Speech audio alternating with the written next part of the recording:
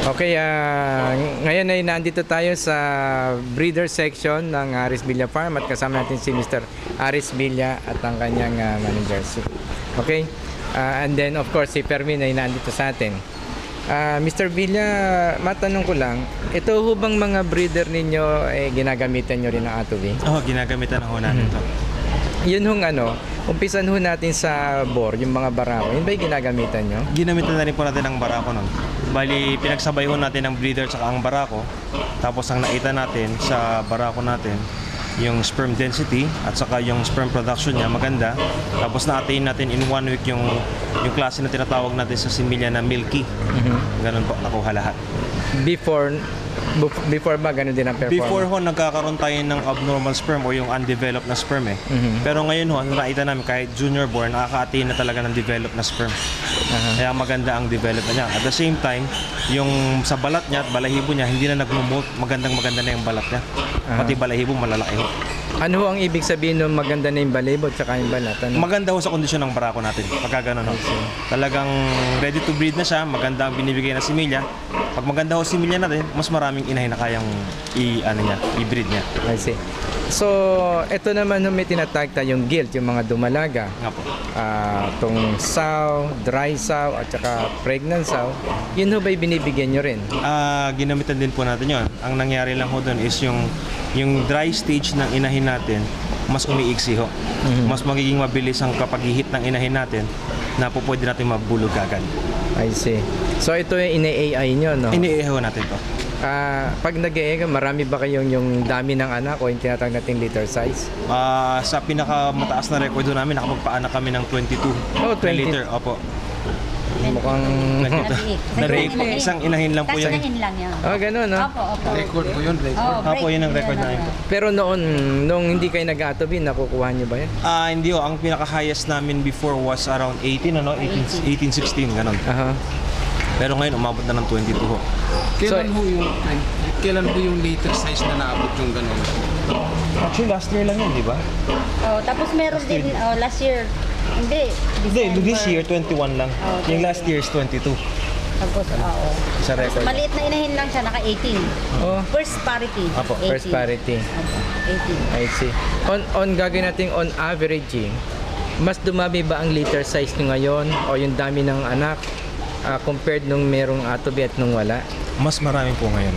Nung may atobi. May atobi na. I see. So, ibig sabihin, tumataas, nag-improve yung motility tsaka specimen quality. Apo. I see. Tumaas po talaga. Nung namang, ito yung gestation, yung mga buntis, nung ito ba'y nanganak, ano ba, kung ginamitan nyo ng atobi, ano bang naging beneficio rin? Nung nasa lactating na po ba? Nung buntis at hanggang nagparo siya, nanganak. Yung po, malakas po silang maggatas. Kasi minsan pag po ang baboy, hindi maganda ang gatas. Problema din po sa bake. Ngayon po, maganda po ang gatas. Hindi po wala, kahit mainit po, malakas pa rin po ang gatas. Which, nung walang atobi, problema yon. Opo. Nag-i-injection po kami ng hormones para lumabas po ang gatas.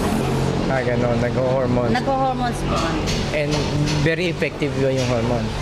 Opo. Tapos may kasama po siyang hot compress.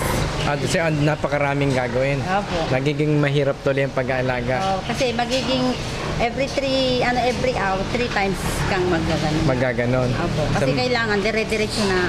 Consecutive po na, tuloy-tuloy. Para yung gatas niya, pantay Continuous ang yung flowing. ano. Apo. Ang flow. Samantalang nung atobi, nilagay lang natin sa inahin, dire-diretso. Hindi na tayo nag-hot compress. Hindi na po. At saka, kamusta naman, di ba, ang alam ko dyan, may mga problema din dyan, yung mga suckling, yung mga padedehin, yung mga pagtatay. Ito ba'y nakatulong din?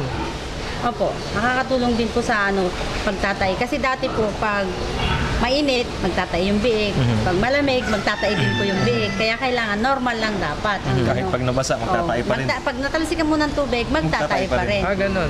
Ngayon po, parang less po. Minsan nga, bagong panganak, lilinisin mo yung inahin. Kasi minsan, pag gabi ng anak yung baboy, marumi siya.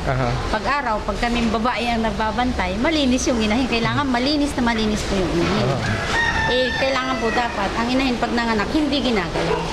Pero kami, ginagalaw namin. Nililinis namin Lalo yung open. mga tits niya. Opo, kailangan malinis na Malinis malinis siya. ang dede ng inahin. Saka ngayon, less po kami sa mortality. Less mortality. Yun po ang totoo, less mortality. Di ba sabi niyo 22 ng anak, lahat yun buhay?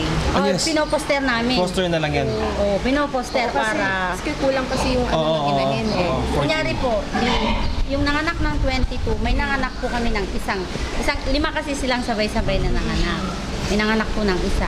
Kaya, automatic yung 22, nabuhay po namin. Po-foster Ginawa na kong 10 yung tunay na nanay, ginawa kong 10 kasi masyado siyang napwersa 22 ang anak niya. Kaya iniwang po 10 lang sa kanya. Yung 12, pinuster ko po sa iba-ibang inahin. Okay naman. Opo. Di ba sabi nila, kalimitan, may problema to. Pag nanganak, yung inahin, pagod kagad siya. Opo, pagod. Tapos, itong mga big, paglabas, may malaki, may maliit. Opo. Ngayon ho ba, kamusta ngayon ang inyong performance tungkol dun sa... Opo, meron din po namang maliit, merong malaki. Pero pag po yung inahin, walang problema pag nanganak. Kasi kami po, ang practice po namin, pag nanganak siya, 2 pa lang ang anak niya, nilalagyan na po namin ng antibiotic, plus sa kabila, vitamins.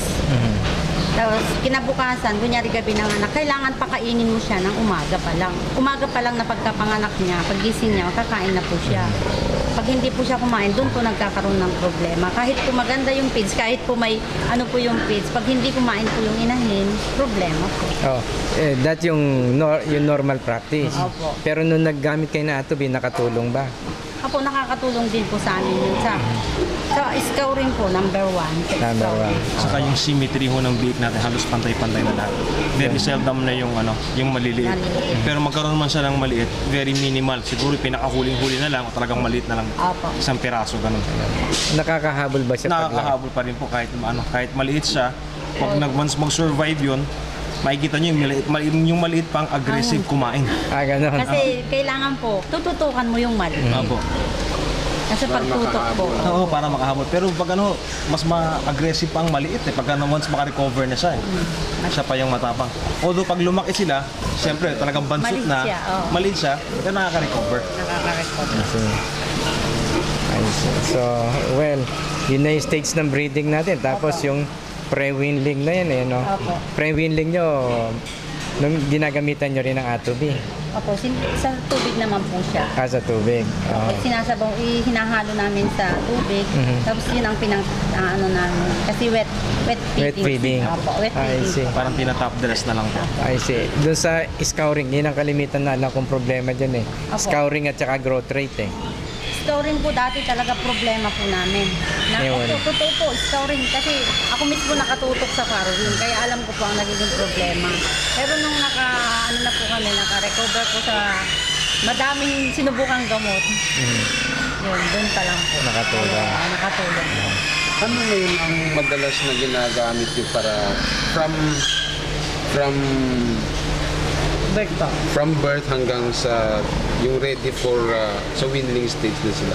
Bukod sa Atobi feeds lang, yung Atobi na o may mga yung mga immune boosters andun pa rin. Apo, kasi yung booster po namin, pag naghalo kami ng feeds, may kasama na po siyang antibiotic. Ano siya? Maintenance po yun, hindi po tinatanggal. Kasama na sa feeds kasi. Kaya pag sinabawan mo siya, masarap na po siya. Tapos nilagyan mo pa siya ng added na vitamins. Di po ba vitamins lang yung ano po? Hindi, Yung Atobi nyo. ang Atobi sa totoo, wala siyang medication or